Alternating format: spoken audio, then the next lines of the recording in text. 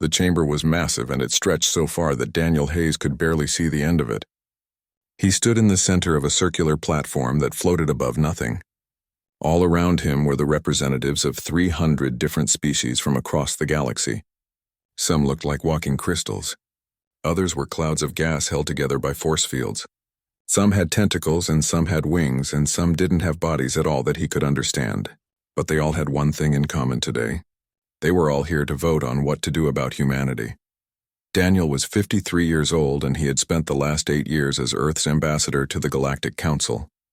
He was tall with gray hair at his temples, and he wore a simple black suit because humans didn't have fancy scales or glowing skin to impress anyone. Next to him stood Kate Morrison and Greg Palmer. Kate was his chief aide, and she was young and smart, and she never missed a detail. Greg was the military liaison, and his jaw was tight as he watched the alien delegates whisper among themselves. The voting display appeared in the air above them. It was a hologram that showed numbers climbing as each species cast their vote. Daniel already knew what the result would be. He had known for weeks. The smaller species feared humanity's military. The older species thought humans were too young and reckless.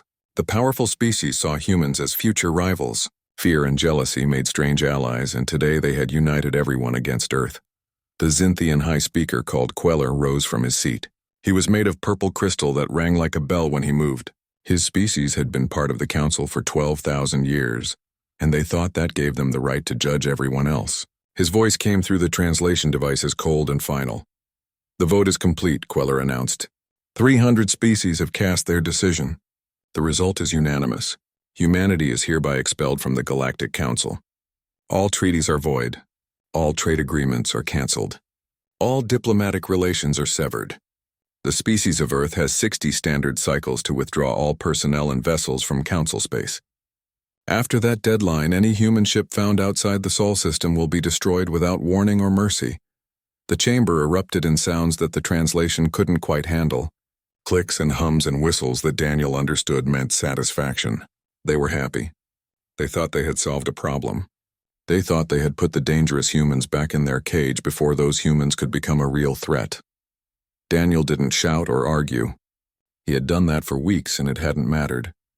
The council had made up its mind long before today. This vote was just theater. He simply nodded once and then turned to Kate and Greg. "Gather our things," he said quietly. "We're leaving." Kate's hands were shaking, but her voice was steady. "Sir, what about the colonies? We have 12 worlds with human settlements and 40 mining stations and hundreds of research outposts scattered across council space." "We bring them all home," Daniel said. "Every single person. We don't leave anyone behind to face whatever mercy these beings think they'll show." Greg was already typing on his datapad and sending encrypted messages back to Earth. "Admiral?" Garrett will want to know immediately.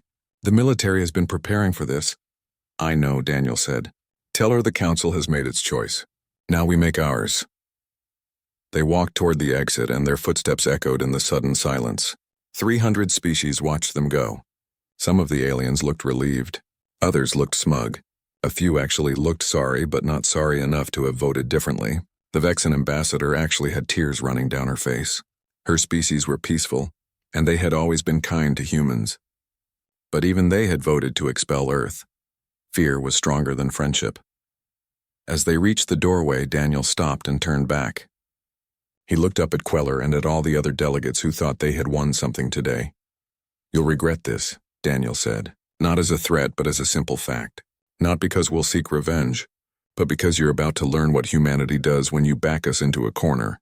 We don't curl up and die. We adapt, we overcome, we thrive. You wanted us gone because you feared what we might become. Now you'll never know what we could have been as your allies. You'll only know what we become as your rivals." Queller's crystal body rang with what might have been laughter. Bold words from a species that has been in space for less than a century. "You have primitive weapons and borrowed technology. Without access to council trade routes and council science, you will fade into nothing. In a generation, the galaxy will forget Earth ever existed." Daniel smiled, and it wasn't a happy smile. "We'll see." The 3 humans left the chamber and walked through corridors filled with alien beings who stepped aside to let them pass. Some stared with curiosity, others with contempt, a few with what might have been respect. They reached their shuttle bay where their ship waited. It was small compared to the massive vessels of the older species, but it was fast and it was human-made, and Daniel had never been more proud of it. As they lifted off from the council station, Kate pulled up the news feeds on her screen. "It's already all over the galactic net," she said. "Everyone knows. Earth is expelled. They're calling it the human question finally being answered." "Let them talk," Daniel said. He was already composing his report to send back home. Greg sent a priority message to Admiral Garrett. "Tell her to begin Operation Exodus immediately. Every human in council space needs to be evacuated within 60 days. Not a single person gets left behind." "Already done, sir," Greg said. The Admiral sent a reply. "She says the fleet is ready to move. She also says, and I quote, that the Council has made the biggest mistake in galactic history." Daniel nodded slowly.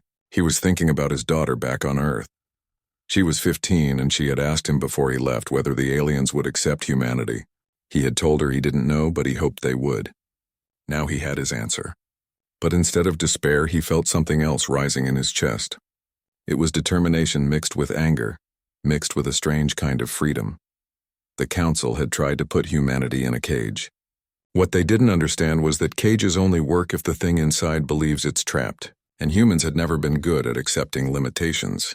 They had climbed out of caves and crossed oceans and split atoms and reached for the stars. Being told they couldn't do something had always been humanity's greatest motivation. As their shuttle jumped into faster-than-light travel and headed back toward Earth, Daniel recorded his final message to send to every human colony and station and ship in Council space. "This is Ambassador Hayes. The Council has voted to expel us. We have 60 days to leave their space. Don't panic. Don't despair. Come home. Earth is waiting and we have work to do. They wanted to banish us. Fine. Let's show them what humanity can build when we're left to ourselves. They think they've seen us at our most dangerous. They haven't seen anything yet." The message sent, and Daniel sat back in his chair. Through the viewport he could see the stars streaking past. Somewhere out there was Earth. Somewhere out there was humanity's future, and it was going to be far bigger than the Council had ever imagined. The news reached Earth 3 hours after Daniel Hayes sent his message, and the planet didn't explode into chaos like the Council probably expected. Instead, something remarkable happened that would have terrified the aliens if they had been paying attention.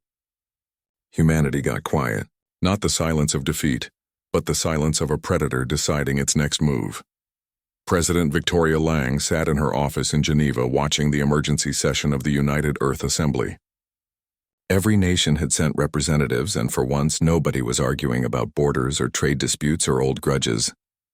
The delegate from China stood next to the delegate from America. The African Union representative was nodding along with the European Commissioner. Russia and Japan were actually agreeing on something. It was unprecedented and it was beautiful, and it was exactly what humanity needed. Victoria was 60 years old, with silver hair pulled back tight and eyes that had seen 3 wars and 2 economic collapses. She had been elected because people trusted her to be honest even when the truth was hard.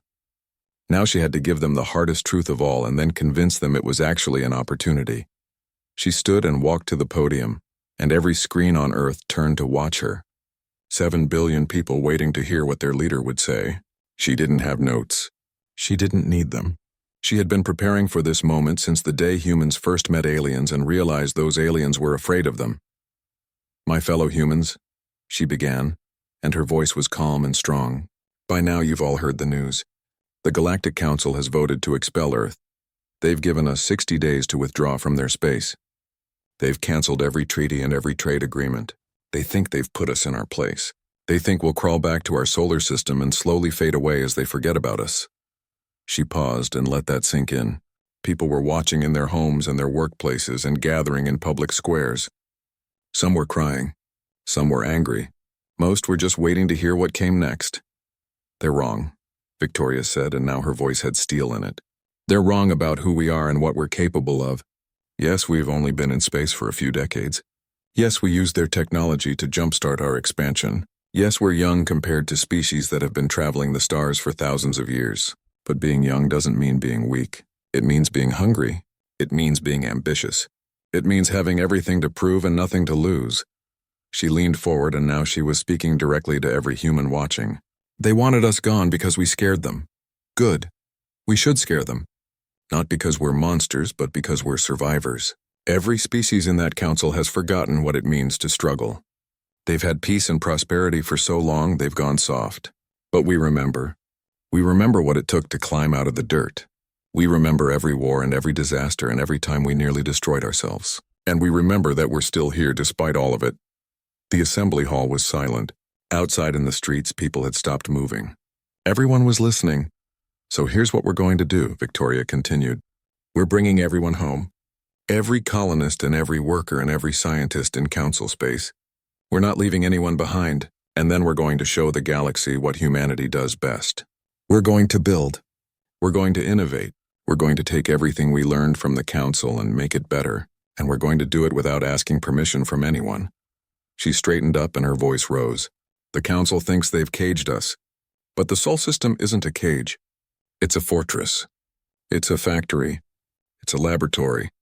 And when we're done turning it into the most advanced and most powerful system in the galaxy, we're going to walk back out into the stars, not as members of their council, not as supplicants begging for acceptance, but as equals who earned our place through hard work and determination. The cheering started in the assembly hall and spread across the planet like wildfire. People were shouting and crying and hugging strangers in the street. The anger and fear had transformed into something else. Purpose, unity, hope. Within hours, the mobilization began. Admiral Lisa Garrett stood in the command center of the military headquarters on Mars and watched her screens fill with reports. Every ship in the fleet was being recalled. Every shipyard was shifting to wartime production. Every resource depot was being inventoried and allocated. Lisa was 48, and she had joined the Navy the day after humanity made first contact with aliens. She had known from the beginning that the peaceful exploration phase wouldn't last. The galaxy was too crowded and resources were too valuable and humans were too different. She had spent her entire career preparing for the day when humanity would have to stand alone. That day had come. Status report, she said to her staff. Commander Jake Preston pulled up the data. He was young and brilliant, and he never slept when there was work to be done. We have 643 ships ready to jump. That's enough to evacuate all our colonies in the first wave. The mining stations will take longer, but we can have everyone home within 50 days. Make it 40, Lisa said. I don't trust the council to honor their own deadline. Some species will see this as an opportunity to take shots at us while pretending it was an accident. Yes, ma'am, Jake said and started updating the orders. Dr. Henry Wells walked into the command center carrying a datapad and looking excited. He was the head of the reverse engineering division, and he had been waiting years for permission to take apart every piece of alien technology humans had legally purchased. Admiral, I need authorization to begin Project Independence, Henry said. He was 55 with wild gray hair and coffee stains on his lab coat. Now that we're not bound by council patents and licensing agreements, I can start modifying their designs. The jump drive technology they sold us is deliberately limited. I can make it 40% more efficient within 6 months. Their weapons platforms are a joke. Their shields are outdated. Give me 2 years and I'll have us ahead of them. Lisa smiled. Authorization granted. Take whatever resources you need. Money doesn't matter anymore. Time is what matters. Across the system, the work began. Mercury's solar forges that had been running at 30% capacity were pushed to maximum. The metal being produced there would build the new fleet. Venus had atmosphere processing plants that were being converted to manufacture complex materials. Earth's orbital stations were being expanded. Luna's industrial base was doubling in size, but the real work was happening beyond Neptune in the cold darkness where nobody from the council would think to look. General Marcus Lee oversaw the construction of something that would change everything. He stood on the observation deck of the command station and watched robots and workers in spacesuits assembling the framework of the largest shipyard humanity had ever attempted. Marcus was 62, and he had fought in the resource wars before humanity reached the stars. He knew what it took to win when you were outnumbered and outgunned. You didn't fight fair. You didn't follow their rules. You found every advantage and you exploited it without mercy. How long until the first berth is operational? He asked his chief engineer. Claire Abbott looked up from her calculations. She was 39. And she had designed bridges that spanned continents and towers that reached into space. 4 months for the first berth. 18 months for the full complex. When it's done, we'll be able to build ships 3 times faster than any council species. And the weapons research? Marcus asked. Dr. Wells is working on that, Claire said. But between you and me, I think he's holding back his best ideas until we're sure the council isn't spying on us anymore. Marcus nodded. Smart man. Back on Earth, Victoria Lang met with her cabinet in a secure room deep underground. The Secretary of Resources reported that asteroid mining was being expanded. The Secretary of Science reported that every university was focusing on military applications. The Secretary of Foreign Affairs reported that the evacuation was ahead of schedule. What about morale? Victoria asked. Her Chief of Staff, Linda Price, smiled. Morale is higher than it's been in decades. People feel united. They have a common purpose. The unemployment rate dropped to 0 overnight because everyone wants to contribute. We have more volunteers for the military than we can process. Factory workers are doing double shifts without being asked. It's like the entire species woke up. Victoria nodded slowly. The council had tried to end the human threat. Instead, they had given humanity the one thing that had always made them dangerous.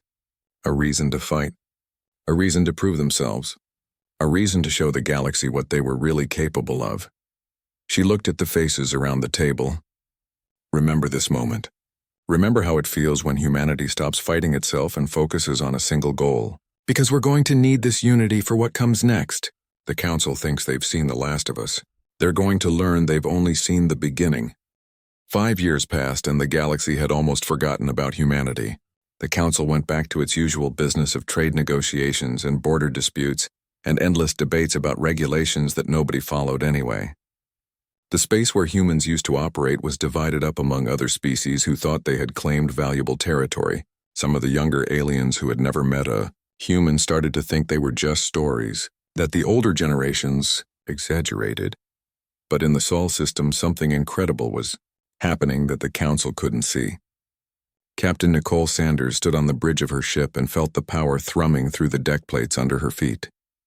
The ship was called the Defiant, and it was the first of a new class of warship that humanity had designed from scratch, without any council technology or limitations. Nicole was 36 years old with short black hair and scars on her hands from her years working in the shipyards before she joined the Navy. She had helped build some of the first human ships, and now she commanded one of the deadliest vessels ever created. The Defiant was half the size of a council cruiser, but it was twice as fast and carried weapons that would make those cruisers look like toys. Status check, she said to her. Crew Lieutenant Kevin Brooks checked his displays. He was young and eager, and he had never actually seen combat, but he was about to learn. All systems green. Weapons charged. Shields at maximum. Jump drive ready on your command. Good, Nicole said. Take us through the drill sequence again. I want every movement perfect. When we finally show the galaxy what we've built, I want them to see a crew that functions like a machine. The Defiant moved through space with grace that seemed impossible for something so heavily armed. It spun and dove and rolled through maneuvers that would have torn apart older ship designs. The weapons fired at practice targets and hit them with accuracy that surprised even Nicole. The shields absorbed simulated hits without flickering. Everything worked exactly as designed. Across the system, thousands of ships were running similar drills. Humanity had built a fleet in secret that rivaled anything the Council could assemble. But it wasn't just about numbers. Every ship was crewed by people who had something to prove. Every captain had trained under the assumption that they would be outnumbered and outgunned. Every tactical system was designed around the idea that humans would have to be smarter and faster and more ruthless than their enemies. On Mars, the training facility had become legendary. Colonel Ryan Foster walked through the barracks at 4 a.m. and found every recruit already awake and exercising. They didn't wait for orders. They didn't need motivation. They understood what was at stake. The galaxy thought humanity was weak and primitive and contained. These soldiers were going to prove otherwise. Ryan was 43, and he had been teaching combat tactics since before the Council expelled Earth. He had fought in border conflicts and pirate raids, and he knew what real combat looked like. Most Council species had been at peace for so long, their soldiers were more like police officers. They followed rules and procedures, and they expected their enemies to do the same. Ryan was teaching his troops to fight dirty and win at any cost. Listen up, he told a group of new pilots. The Council species have better shields and more firepower on paper. So what? We have better training and we're willing to take risks they would never consider. When you're in combat, you don't try to match them shot for shot. You move unpredictably. You target their weak points. You make them react to you instead of the other way around. And most importantly, you never give up, because we don't have the luxury of retreat. Earth is our only home and we will defend it with everything we have. The pilots nodded and returned to their simulators. They would run 100 scenarios today and 100 more tomorrow. By the time they were assigned to real ships, they would be able to fly in their sleep. Meanwhile, the scientists were making breakthroughs that the council had said were impossible. Dr. Emma Blake stood in her laboratory, surrounded by holographic displays showing jump drive calculations. She was 32, and she had been told by council scientists that the technology they sold to humanity was as good as it could get. They were wrong or they were lying, and Emma had proven it. We don't need their beacon network anymore, she explained to the military observers. Our new jump drives can calculate their own trajectories. We can go anywhere in the galaxy without relying on council infrastructure. That means we can explore regions they've never reached. We can find resources they don't know about. We can establish colonies in places they think are unreachable. The implications were staggering. Humanity wouldn't just be independent. They would have access to parts of the galaxy that other species couldn't reach. It was like having a map that nobody else possessed. Director Paul Chen sat in his office reviewing intelligence reports from across the galaxy. His network of stealth probes had been watching the Council for 5 years, and what they discovered was fascinating. The Council wasn't the unified, peaceful alliance it pretended to be. It was corrupt and divided and barely holding together. The only thing that had unified them was fear of humanity, and now that fear was fading into complacency. Paul was 51 and he had worked in intelligence his entire career. He knew how to read between the lines of diplomatic messages and public statements. The Council had problems. The Krellian Empire was getting aggressive. The trade routes were being disrupted by pirates. Several member species were threatening to leave over economic disputes. The Council was weak and getting weaker.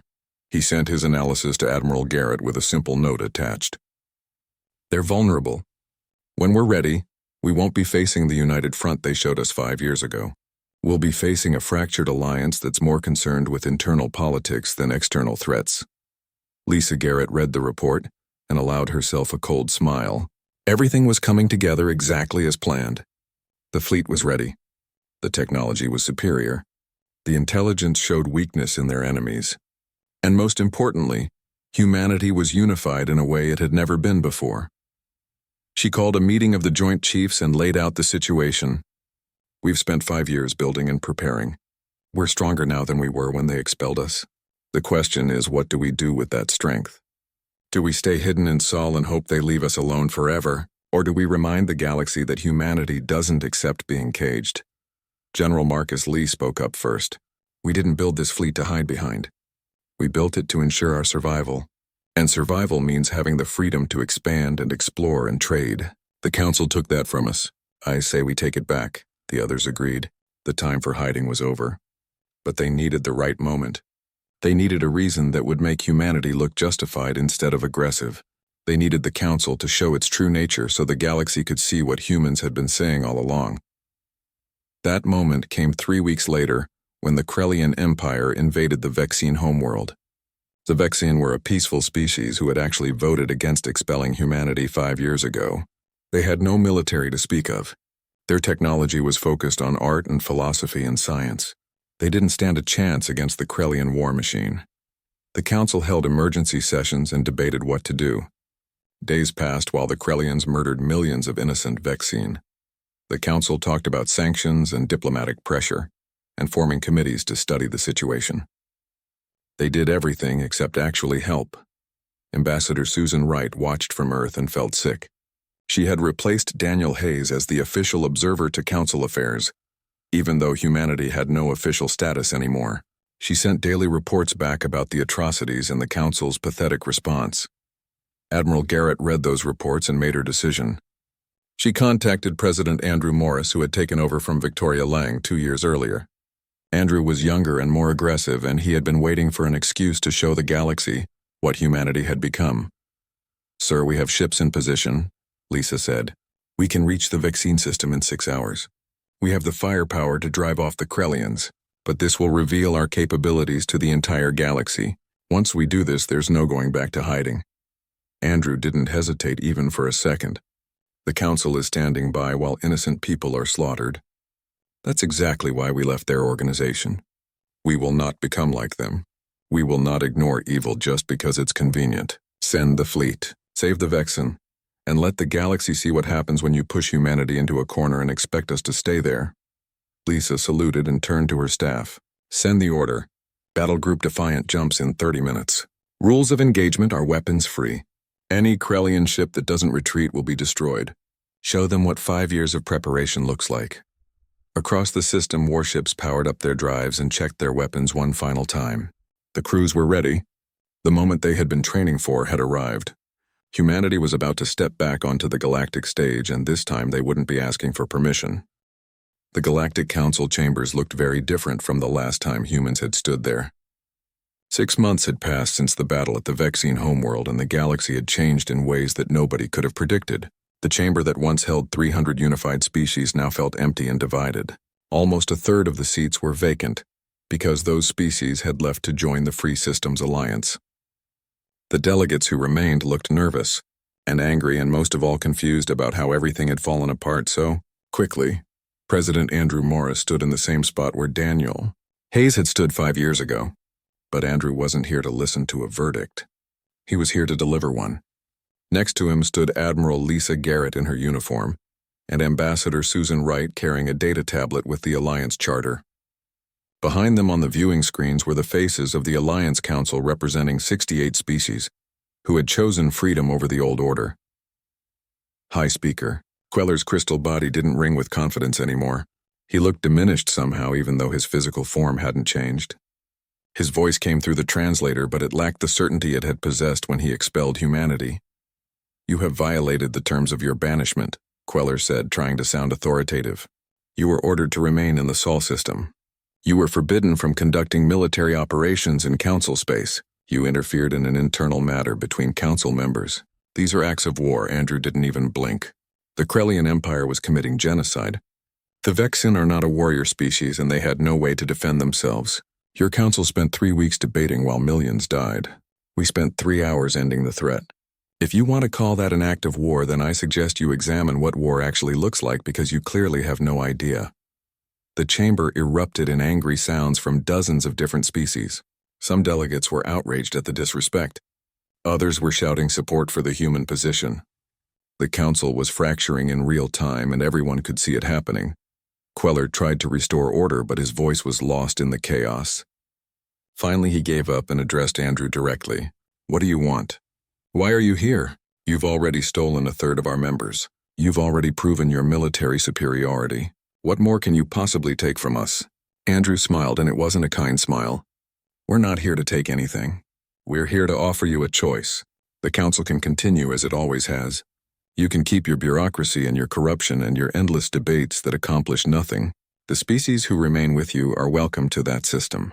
We won't interfere with your internal affairs as long as you don't interfere with ours." He paused and let that sink in. "But understand this. The Free Systems Alliance is not going away. We will continue to accept new members. We will continue to protect our territory and our allies. We will continue to expand and explore and build. And we will do it without asking your permission. The galaxy is big enough for both our organizations. The question is whether you're willing to coexist or whether you want to test our resolve."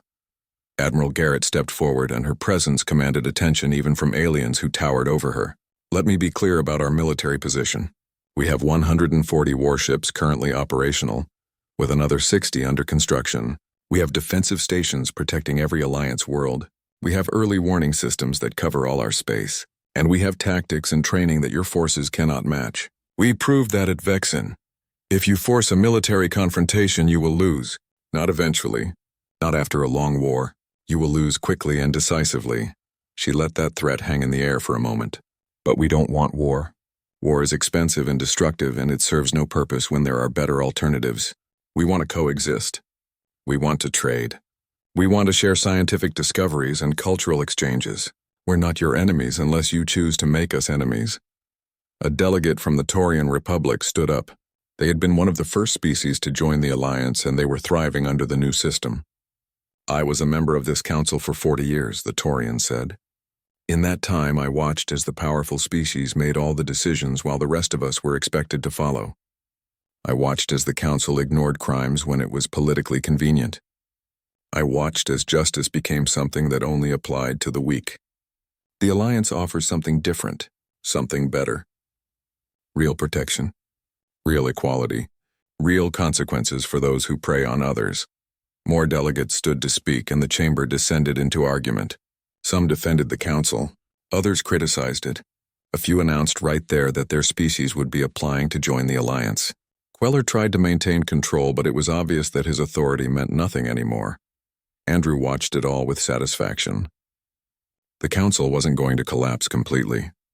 It would survive as a smaller organization representing the species who preferred the old ways. But it would never again dominate the galaxy the way it once had. The balance of power had shifted, and everyone knew it. After 3 hours of chaos, Andrew and his delegation left the chamber. They had said everything that needed saying. As they walked back to their ship, Susan Wright was smiling wider than Andrew had ever seen. "That went better than expected," she said. "Did you see their faces when we laid out our military strength? Half of them looked ready to surrender on the spot. The other half looked ready to fight," Lisa pointed out. "We need to stay vigilant. Desperate enemies make dangerous decisions." Andrew nodded. "Agreed, but I think most of them are smart enough to realize that fighting us would be suicide. They'll complain and they'll pass resolutions condemning us, and they'll pretend they're still in charge.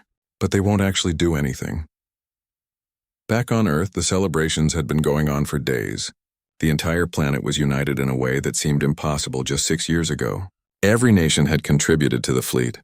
Every culture had sent volunteers to the Alliance. Humanity had proven that when they worked together, they could accomplish anything. Daniel Hayes sat in a cafe in New Seattle, watching the news coverage with Kate Morrison. They were both older now, and Daniel had retired from diplomatic service, but Kate had stayed on as chief diplomat for the Alliance. She was meeting with alien delegations every day and negotiating treaties and building the framework for a new kind of galactic civilization. "We did it," Kate said softly. "When the council expelled us, I thought it was the end of everything. I thought we would be isolated forever. But instead we built something better." Daniel raised his coffee cup in a salute. "They wanted to banish us because they feared what we might become. They were right to fear us, but not for the reasons they thought. We're not dangerous because we're aggressive. We're dangerous because we refuse to accept injustice.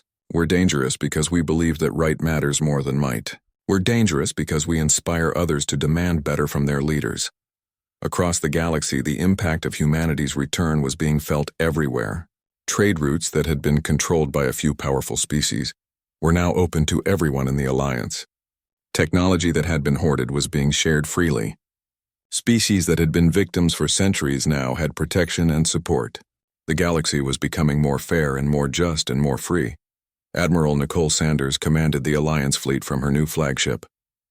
She had captains from 20 different species serving under her, and they were learning to work together like a unified force. The differences in biology and culture created challenges, but they also created opportunities. Each species brought unique perspectives and abilities.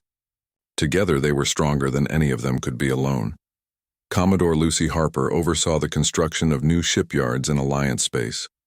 They were building vessels that combined human engineering with alien innovations.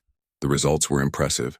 Ships that could travel faster and hit harder and last longer than anything either humans or aliens had built separately. Chief Scientist Nathan Price worked with researchers from dozens of species on projects that would have been impossible under the Council system. The Council had restricted certain technologies and limited who could access advanced research. The Alliance had no such restrictions. If an idea was good, it got funded regardless of which species proposed it. On the Vexen homeworld, the rebuilding was progressing quickly.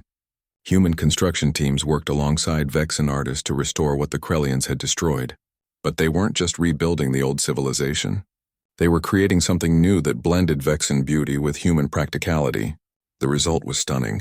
Cities that were both functional and breathtaking. A civilization that honored its past while embracing its future. The Council made one last attempt to assert its authority. They declared the Alliance illegal, and threatened sanctions against any species that continued to support it. The response was immediate and devastating. Another 12 species left the Council to join the alliance. The sanctions were quietly dropped and never mentioned again. President Andrew Morris stood in his office looking at a star map that showed Alliance territory in blue and Council territory in red. The blue was spreading, not through conquest but through choice. Species were voting with their allegiances and choosing the Alliance over the Council. Within a decade, the Alliance might be larger than the Council. Within a generation, the Council might not exist at all. He thought about the vote that had happened 6 years ago. 300 species unanimous in their decision to expel Earth. They had thought they were eliminating a threat. Instead, they had created exactly what they feared most, a rival power that other species actually wanted to follow. But humanity hadn't sought revenge. They hadn't punished the Council for its decision. They had simply built something better and invited everyone to join them. That was the real victory, not defeating enemies but creating friends, not dominating the galaxy but improving it. Former Ambassador Daniel Hayes received a message from an old friend in the Council. It was brief and unsigned, but the meaning was clear. You were right. We should have listened. We should have worked with you instead of against you.